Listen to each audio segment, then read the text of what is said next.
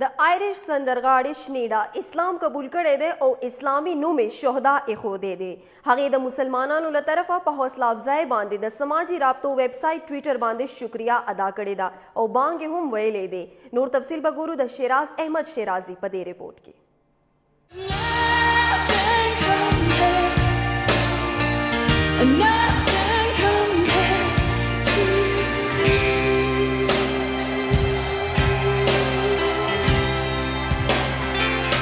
په کال 1990 کې د نتھنګ کمپیرز ټو یو سندرې نه شهرت ترلاسه کوونکي آیریش ګلوکاره شنیډا اسلام قبول کړی دی او خپل اسلامي نوم یې شهدا ایښودی دی.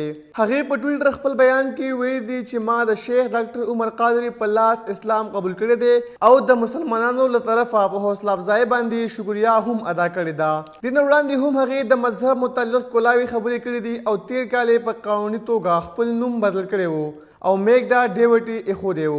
د فن دنیا سره تړلی دا اولنی خبر نه دی بلکې د دې نه وړاندې هم لوی لوی هنرمندو اسلام قبول کړی دی کوم کې چې وتلی برطانوي سندرغاړی کیټ سټینیوز په کال 1978 کې په باضابطه توګه اسلام قبول کړی و او خپل اسلامي نوم یوسف اسلام ایښودی و.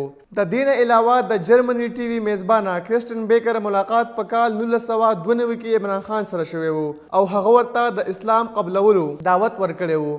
نو د 3 کالو سوچ او مطالعې نه پس هغې په کال 1995 کې اسلام قبول کړو.